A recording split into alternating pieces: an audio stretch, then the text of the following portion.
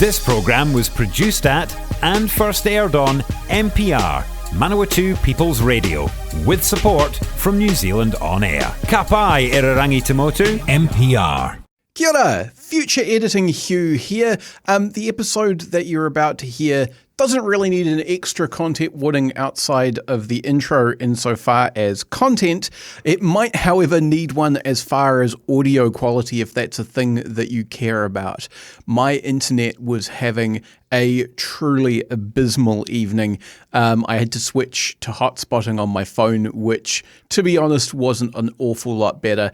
Do rest assured that I am getting a new internet provider that is giving me a wireless booster, and with any luck, my home dining table recordings will improve drastically once that turns up sometime later this month. In the meantime, I'm sorry, you're just going to have to bear with my guest in this episode occasionally turning into a robot and getting chopped up entirely from time to time.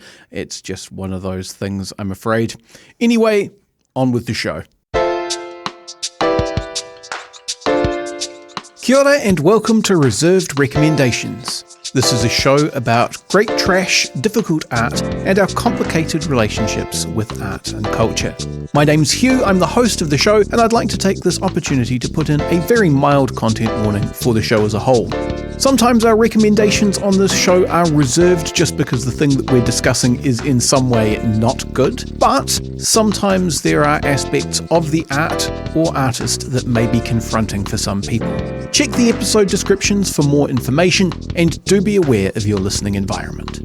Alright, this is indeed Reserved Recommendations. This is a radio show and podcast about great trash and problematic faves, produced by Manawatu People's Radio with the support of New Zealand On Air, so cheers for that, guys. This evening I am talking to Spencer, who is joining us from lovely Dunedin. How's it going, Spencer? Yeah, good. Nice to talk to you, Hugh. Good. Glad to hear it. How's Dunedin? Yeah, it's all right. We saw the sun for the first time in about a week. But other than that, it's pretty cruisy here. Yeah. My memory of living there is that you have to be strategic with your living situation, or it's entirely possible to have the sun rise at like noon if you're in the wrong bit of Dunedin and you're under the shadow of the wrong hill. For sure. Yeah, in some places the seasons just change within the space of a day as well. Yeah. So, the thing we're talking about this evening is a band who, I initially thought that I didn't really know anything about, and then I realized that I knew one thing about them, which is that they did the song with the refrain that goes, "I'm on the drug that killed River Phoenix." They're called This Is Serious Mum or TISM, but aside from that, I really didn't know that much about them. I have done a crash course and listened to some songs, so I have some thoughts. But do you want to give people the nutshell description of who these guys were or are and how they kind of fit into the world? Yeah, so they're a totally anonymous Australian band melding kind of techno and I guess garage rock. I think there's 7 of them. They're based in Melbourne and they were around for a really long time. They started in 1982 and I think they broke up in 2004. I discovered them by chance as a teenager, just searching stupid things on Wikipedia, and I was very enamored with them. They're sort of a really perfect balance of very lowbrow and kind of highbrow as well, right down to the names that they've picked for themselves, like Humphrey B. Flaubert and Ron Hitler Barassi, Eugene de la Hochwaban.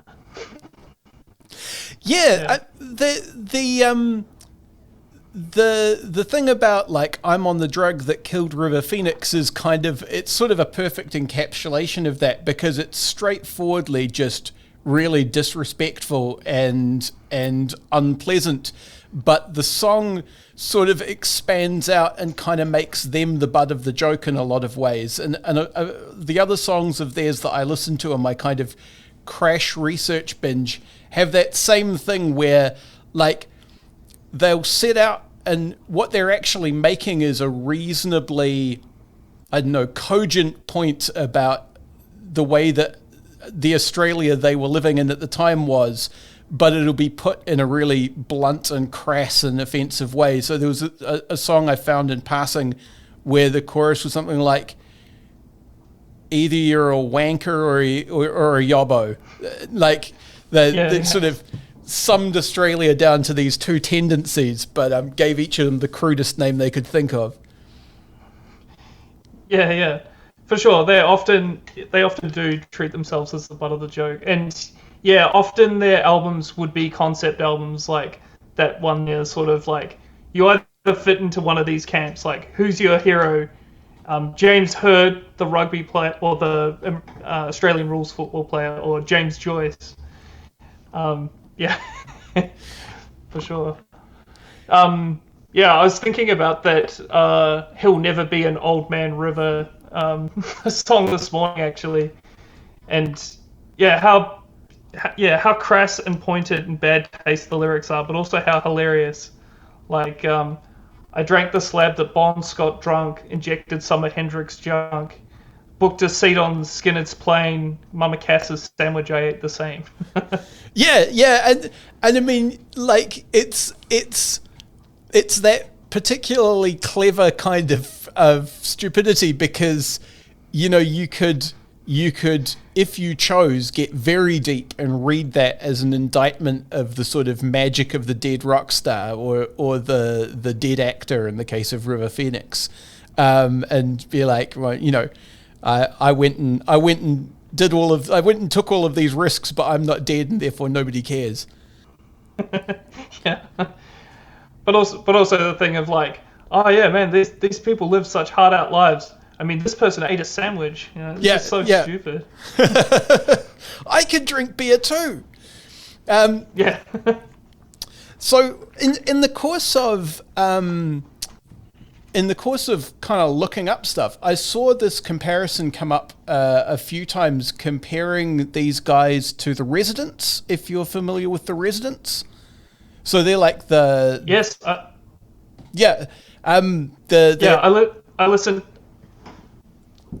listened to your reserved recommendations episode about the Residents because definitely a fan of them. And yeah, there's kind of few things that I think you could compare this band to. Like, they don't really fit into a highbrow art kind of Devo sort of thing. They don't quite fit into like a parody sort of thing. But they're definitely kind of that same spirit of, you know, irreverence and just sort of not doing anything like anyone else as maybe the Residents. Well, the point of difference I was going to draw is that, like, the Residents are often quite hard to listen to, and one of the things about TISM is that they're really committed to making everything like a super catchy pop song that's kind of danceable and like fun if you don't pay attention to it at all, which is like a really interesting parallel bit of craft to have going on. Yeah, for sure. They actually released this book called The TISM Guide to Little Aesthetics, which is like kind of a pun on little athletics, which is something that they have at schools in Victoria, I guess. And there's a really great paragraph where they actually talk about that. And if you don't mind me quoting, I'll just read it. They said in this book, "Give me a pop song, mate. Give me an effing pop song. Not only is it more fun, it's pretty frickin' hard to write as well. You can bung in as many out-of-tune oboes as you want, but putting chords together so they sound pleasant isn't as simple as it might appear. It mightn't be the Sistine Chapel, but what is? Ollie effing Olsen with his stupid feedback and cough mixture, the Jesus and Mary chain with their stupid feedback and their stupid stage show with 800 powerful stupid lights and enough dry ice to enhance their stupidity up its own bullcrap, crappy, teenage, pretentious, one-dimensional, dick-witted, puissant artistic enigma. So what have you listened to for a good time that isn't, after all, a traditionalist song? Still playing the Mike Oldfield records, huh? Still whipping Yes songs on for a good time? Want to count on one hand how many people are having fun at a Sonic Youth gig? I'm not supporting the choir boys, old man. I'm just saying that one day some jumped up, overpaid, self-important, postmodernist cocksucker puts his foot on his Fairlight computer in the middle of his 47-minute opus, The Silent Forgiveness of the Pig God, belts up the chords to Johnny B. Good, is the day I'll join you at the footlights of postmodernism. Besides which, pop songs sell more. I mean, like, that's an excellent point. And also, if you look at people who are kind of lauded as the roots of punk or the roots of like avant-garde experimentation, I'm thinking of people like the Velvet Underground. They're writing pop songs. Their pop songs are coincidentally about heroin and drag queens, but like they're writing pop songs. They use the same chord progressions as like the Beatles. Yeah, for sure. And yeah, it is particularly entertaining to, you know, in my case, you know, put this on in 7th form art class, and the teacher doesn't even notice like every second phrase is something very like demented and like full of swearing. I remember putting on the song I might be a beep, but I'm not a beep beep beep.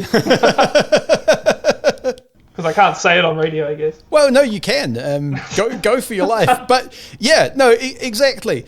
The other thing that I found really interesting about these guys is that they're very...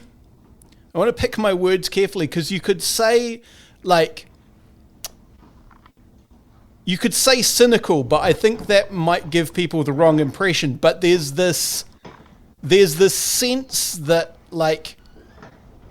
And maybe they're putting it on for the sake of the joke, but there's this sense that any attempt at grand ambition is fundamentally bound to be doomed, which is it's interesting. It reminds me of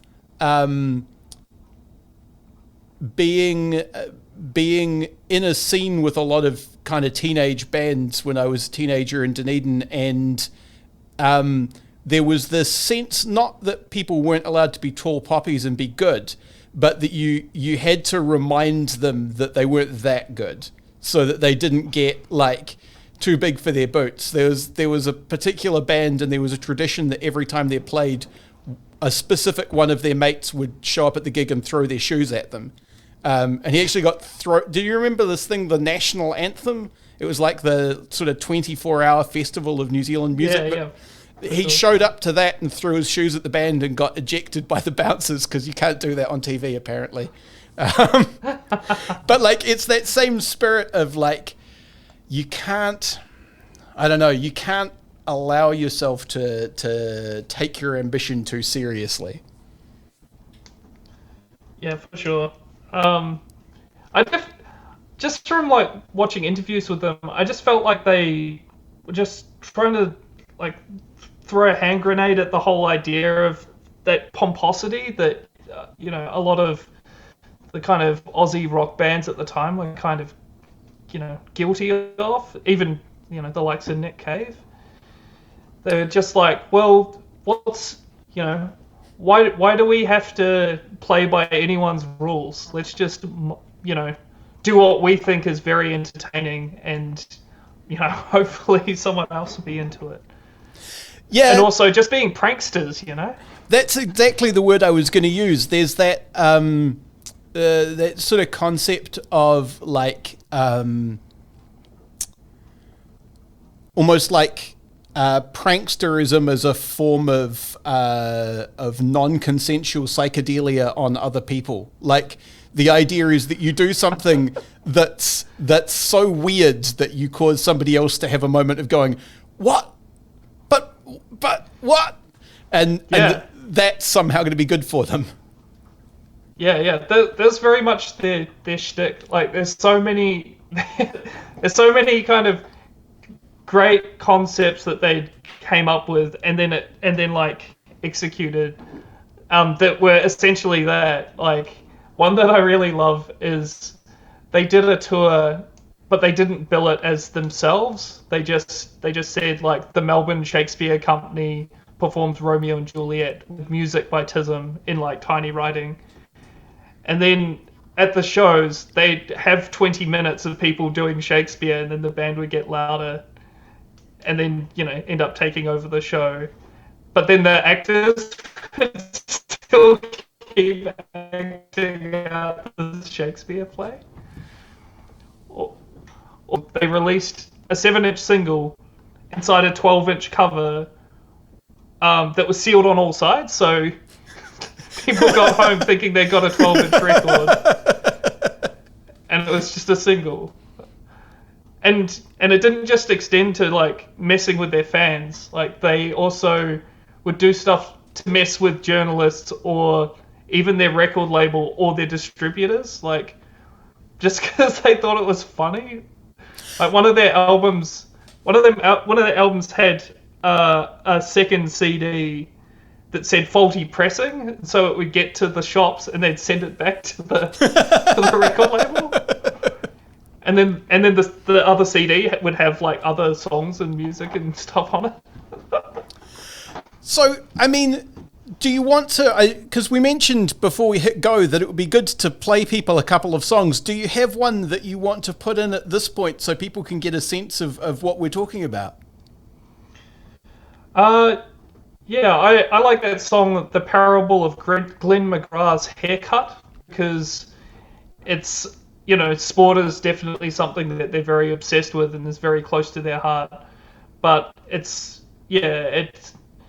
also is about, being a middle-aged, boring, middle-class wanker, which is a reoccurring theme.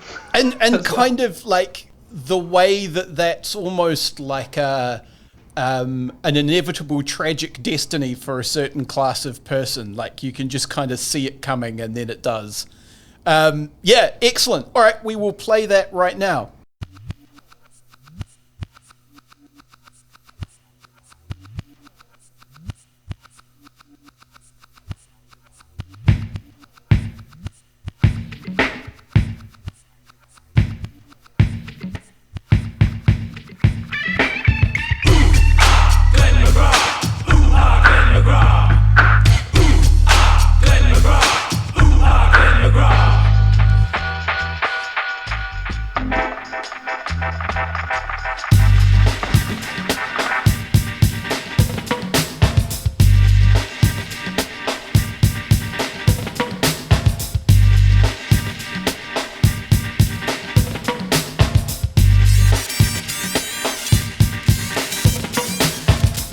Roger got a girl pregnant when he was 14.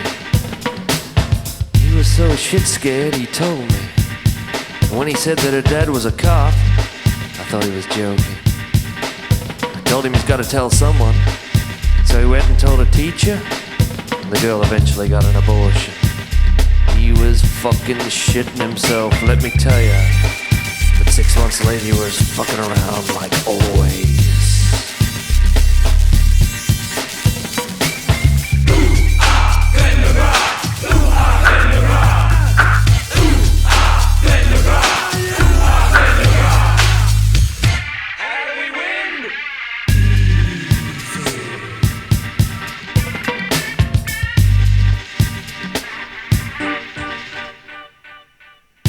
Watch it, I thought to myself. But Roger was pretty fucking sure of himself. He was the guy who first bought a block of hash to a party. 'Cause I was his friend, I was there. When he first showed it to people, we all went down the backyard and he rolled a joint. Where did he get it from? My parents would have killed me if they knew. Thought we'd turn into junkies or something. We had too much.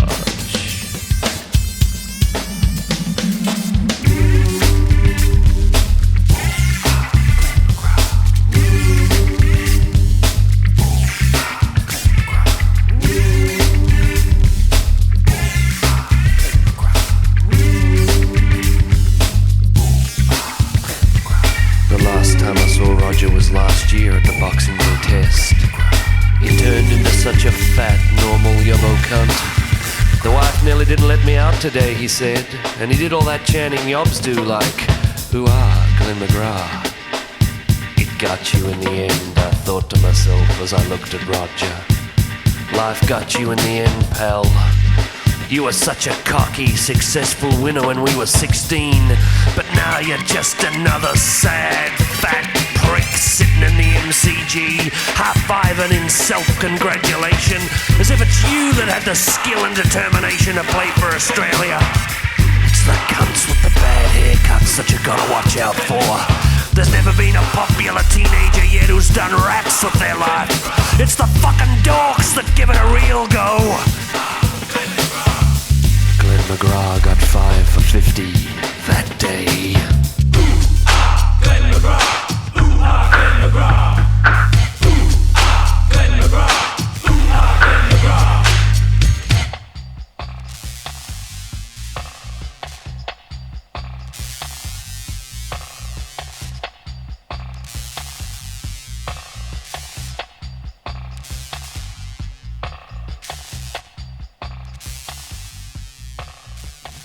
This is Serious Mum with the ballad of Glenn McGrath's haircut. If you, like me, were not aware of who Glenn McGrath is, he's a Australian cricketer. His haircuts didn't look that dramatic in the like photos I went and looked up of him, but I guess they were iconic or something. Yeah. So yeah, and so before we played the song, you were kind of talking about the stuff that the band did to kind of mess with their own fans and mess with the record label and just kind of generally cause chaos because they thought it was funny. And I think it's worth mentioning with regard to that, you know, that came at a cost. Like, these guys kept being dropped from record labels and people got mad at them and refused to work with them because that's a pain in the ass, I imagine. But like, yeah, you know, they're not just kind of doing stuff for shits and giggles and getting away with whatever they want. It does actually cost them something to pull these pranks. Yeah. I guess that also gives them a bit of punk credibility as well, which is definitely something I like. It's like they did it anyway. Yeah, absolutely. Yeah. Absolutely. You've got to respect that kind of commitment to the bit, I suppose. Yeah. They had quite a bit of like legal trouble as well. They recorded one full, I think it was like half-hour rock opera type radio drama about some dickhead broadcaster, and then it just got buried and essentially destroyed and hidden because it was like, the litigation for this is just going to be too much. But I also sometimes wonder how often the butt of their joke was also sometimes in on it. Like, they've got this one what's it called?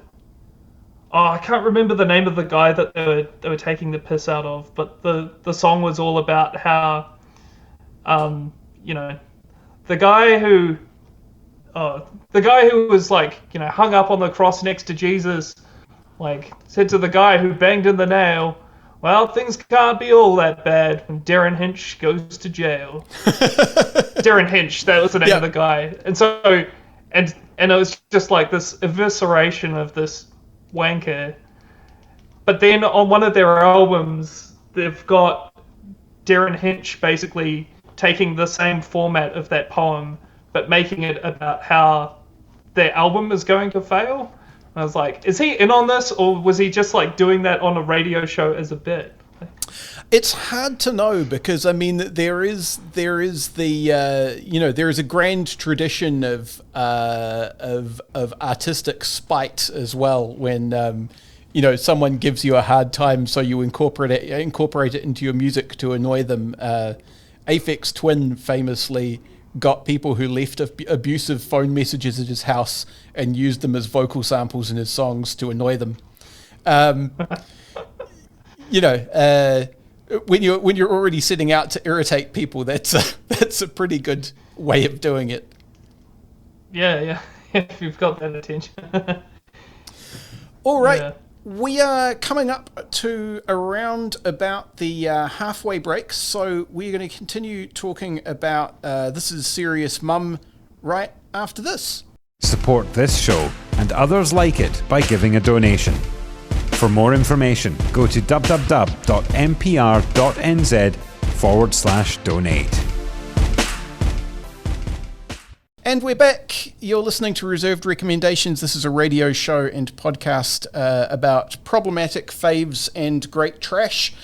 It's also difficult art. I think This Is Serious Mum probably qualify more as difficult art than problematic faves. I don't know that they actually went and did anything particularly reprehensible. They were more interested in kind of chaos than evil. Yeah, just bad taste, I think. It's like their first big single was all about how Hitler couldn't get his rocks off unless he was defecated on. Yep. I mean, like that is a point. Like if you're willing to look past the crudeness, I never got the sense, and maybe this is because I didn't do an astoundingly deep and encyclopedic listen, but I never got the sense that they were actually particularly like regressive or evil or mean-spirited in their targets. No, I don't think so. I mean, well, that said, they would have poems at all of their shows. They do poems, and I remember watching one where they were like, I think this might be my chance to be a teeny pop star prancer. Now all my prayers have been answered, and Delta Goodrum has got cancer. Oh, yeah. I mean, yes. Yeah. But it's like, is it just because she stands for something that they aren't into? Well, I mean, they went on record as having a giant rant about how the bad guys has won because Guy Sebastian won the talent show, and so I think there is that's maybe an angle where there's some genuine frustration at people not appreciating them more, despite them going out of their way to be hard to appreciate. Yeah, for sure. I used to work at Records briefly, and I found a magazine there, and I had an interview with them, and one of the lines in it was like, well, you know, we're not for everyone, we're a struggling whatever band, but we're treading water, and that's more than can be said for Jeff Buckley. It's like, and it was like just after he died as well. Yeah, it's a difficult one to square, that one. I mean, I guess that is the difficulty, really, is that unwillingness to respect people on a personal level. Because I don't know necessarily what your fight with Jeff Buckley at that point in time would be. I can see what your fight with Guy Sebastian or Delta Goodrum might be, but not necessarily Jeff Buckley. Yeah. I also wonder how much of it's also just like, we don't buy into any of this other music stuff. We don't care about any of these people. Like, we will never tell you who we're actually influenced by or like where we sit in the grand scheme of things. Like, we're our own thing and everyone else can just leave. Yeah, I mean, that thing about them being their own thing, I do think that's worth kind of dwelling on a bit, because one of the things about them, if you listen to kind of a random selection of tracks, is they're quite chameleonic. Like you said, they do that thing where every album's a concept album, and what that means is, like, sometimes they're doing like Beach Boys stuff, and sometimes they're doing electro dance, sometimes they're doing garage rock. And it's all kind of in service of what fits the joke or what they felt like doing in the moment. For sure. for sure. Yeah, that's true. Yeah. I don't have much to add to that. Oh, fair enough. I mean, I was, I guess it's interesting that someone would like commit to doing a kind of super complex Beach Boys vocal arrangement on something that's basically like a joke about a meme road safety ad in Australia. For sure. Yeah. So, can I ask you, like, aside from the kind of initial appeal of like, I'm getting away with something by listening to these guys, what was it that kind of kept you around? Because I get the sense that, like, without something extra, you wouldn't necessarily have stuck around. You might have outgrown them a bit. I can't say I've really listened to them in a while. Maybe I have outgrown them a bit. I think it's the cleverness of a lot of their lyrics and the fact that they did commit so hard to having interesting production and things on their songs, and that with each song there would be a concept or a joke. But yeah, I certainly haven't listened to them in a long time, and the people who I have tried to reservedly recommend them to have either just hated it, or been like, yeah, okay. Not many people are like, yeah, I get it, I'm into it. Yeah. So maybe that's also part of it. I mean, I do get the sense that maybe they're of a particular time. Like, I went through a phase with my wife of watching lowbrow Australian comedies on Netflix, because Netflix got a bunch of like lowbrow 70s Australian comedies all at once for some reason. And so that gave me the impression that there was a very specific like social comedic environment that existed in Australia, which would have been about like 10 years before these guys started. And I could see what they're doing as, I know, like a reaction to that in some ways, because all of that stuff was lowbrow, but not at all clever. Right. Yeah. I mean, the joke was like, what if an unattractive man was somehow attractive to women anyway? Right. Yeah.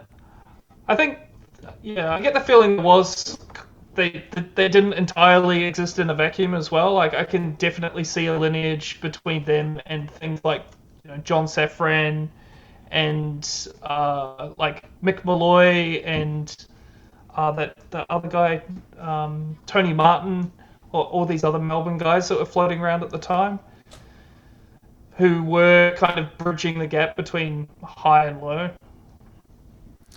Yeah. The other thing about these guys is they were totally anonymous, but they would always play during the school holidays, and so it's only kind of come out more recently that they were actually school teachers and they had studied classics and all these other things when they're at university. Yeah, they do. When you listen to them, they do come off as people who know precisely what they're doing, being a very specific kind of stupid in a very crafted way. They're not off the cuff at all. No, for sure. No, it's very it's very well constructed, well thought about, for sure. All right. Do you want to maybe play another song? Maybe a poem. They often have poems, and there's a really good one I like called "Rebel Without a Paunch," which was on the Attention Shock Records faulty pressing Do Not Manufacture bonus CDR that came with one of their albums. Rebel Without a Paunch. So my hair is sort of thinning and a colour's been applied. And yeah, okay, about the paunch, I guess I sort of lied.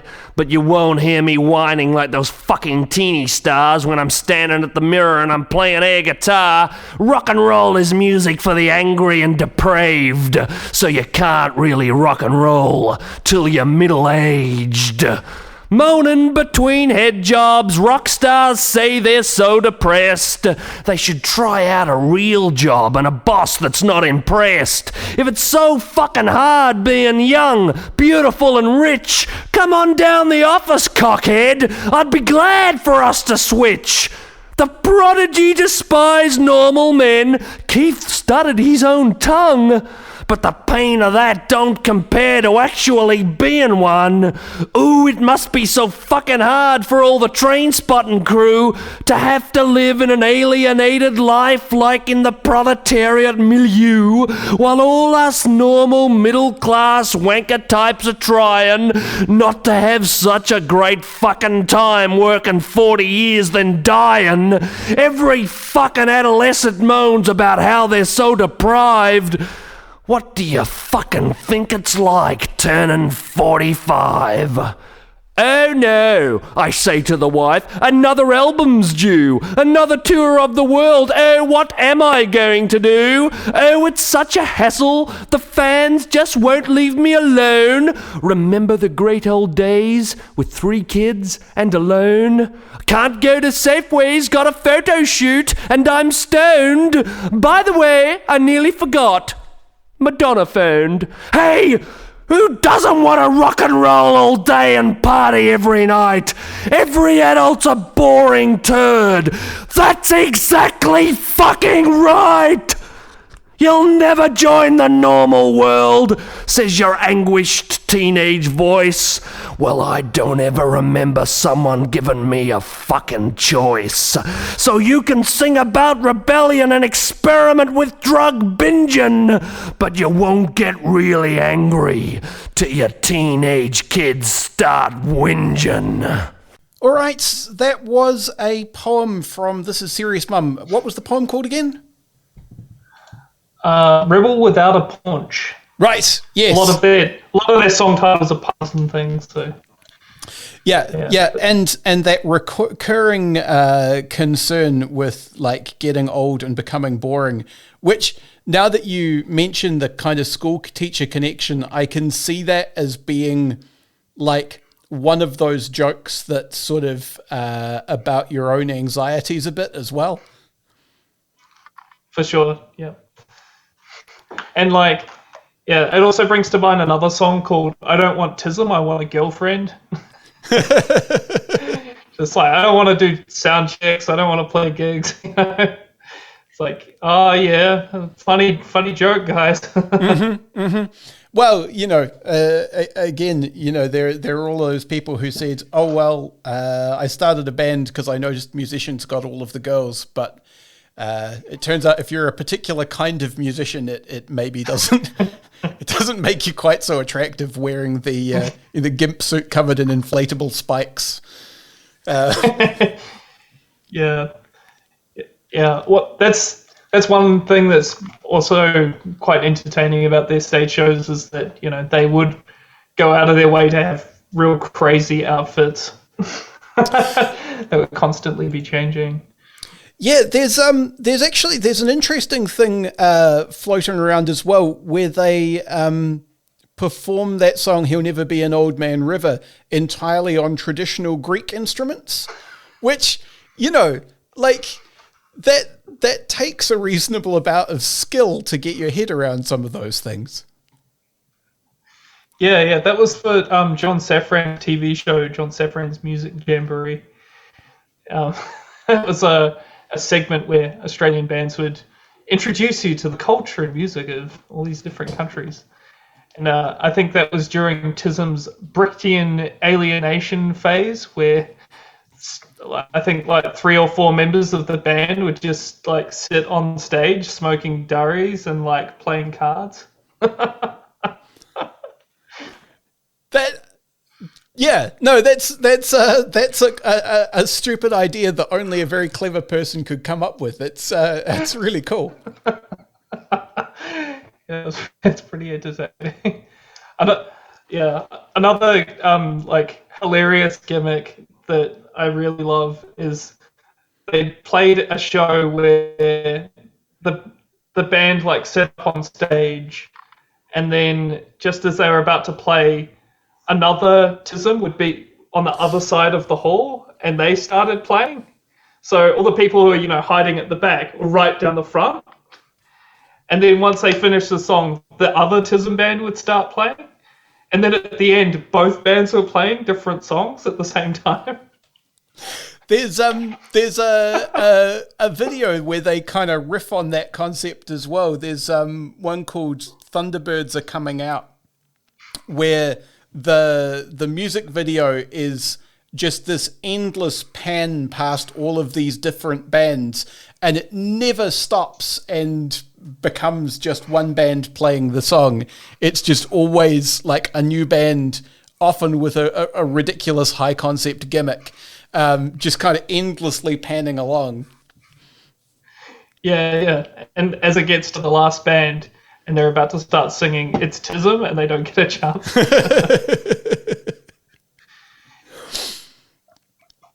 So, yeah. I mean, I guess the question is, you've said it's quite difficult to introduce people to this band. I can see the value in it, because I do think there's something to be said for kind of recognizing the contribution of grand pranksters like that. I guess I'd put like OAR in the same category as well. Like, it takes real commitment to just endlessly put on those ridiculous, giant, heavy-ass costumes and pretend that your name is Odorous Urungus.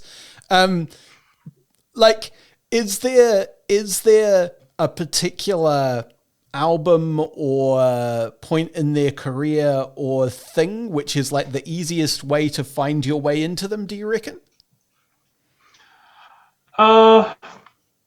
I think just the music videos that are up on YouTube. I think the first introduction for a lot of people was a song called Everyone Else Has Had More Sex Than Me, which is a very basic idea for a song. And it's also extremely, extremely poppy. Like, a lot of their stuff is extremely poppy and accessible in that way. That probably is. There's some really great live videos that are like full performances, and you get the shtick. There's one called, I think, Incontinent in 10 Continents, which is a very hilarious way of experiencing the band, because it is a live performance. And yeah, all the way through that, they've got different guests performing on like another stage that's above them. I recommend that one. I'm pretty sure that's what it's called. Yeah. I mean, that does sound like kind of the optimal way to get in there. Another one that has been like a big introduction to a lot of people is that album Machiavelli and the Four Seasons, which is like a nice mashup of Frankie Valli and Machiavelli. I think that went platinum or something in Australia, and the album cover doesn't actually say TISM on it anywhere. It just looks like an album for some 50s, 60s doo-wop band. Yeah, that's the one. I made a reference to like the super harmonized song, which is a joke about like a meme Australian traffic safety ad. I think that's the album that song comes from.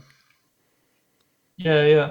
One thing about that song that I really like, but it's just like a really small thing and a kind of throwaway moment, and you might not hear it if like for the first time, is like they're talking about people in high school and what they end up becoming, and it's like the rich kid becomes a junkie. The rich kid becomes a junkie, the poor kid an advertiser. What a tragic waste of potential. Being a junkie's not so good either. Yeah. No, wear your prejudices on your sleeve. It's the only way. All right. Yeah. So we are probably coming up to time once all of the editing comes together. I have two questions I like to ask by way of wrapping these things up. The first is, if people know and like this band or like the sound of them, are there other related things as well that you would recommend people checking out? Well, the main guy from TISM has another band, or has had another band more recently called Root, and another thing called Damien Cowell's Disco Machine, I think. They're actually reforming soon for something, which is pretty crazy because they've been broken up for like 19 years. I reckon Regurgitator might be a good suggestion as well, because they're like from the same music scene and also had quite irreverent lyrics. Kind of 90s Australian alt rock that was kind of ahead of the curve. Yeah. Yeah. The thing that immediately it reminded me of was a song that I was given as a kind of, you won't believe this shit kind of recommendation by someone, which is by an American band called the Dead Milkmen.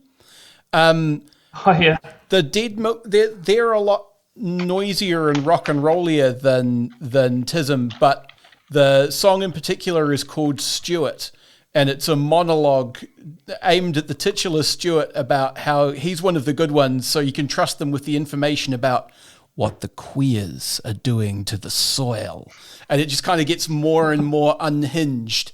And it, like, having heard more of their stuff, there's a similar kind of commitment to a very strange bit over the course of a song that goes on. Yeah, for sure. I don't really know them too well. I just know that song Bitchy Camaro and Punk Rock Girl. Oh yeah, what was the other thing I just thought of? Maybe nothing really touches them in terms of being like very, very kind of radio friendly and poppy.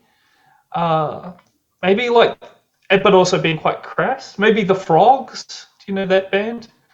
Good. Yeah, if you're not easily offended, maybe check out the album "It's Only Right and Natural" by the Frogs. It's like if TISM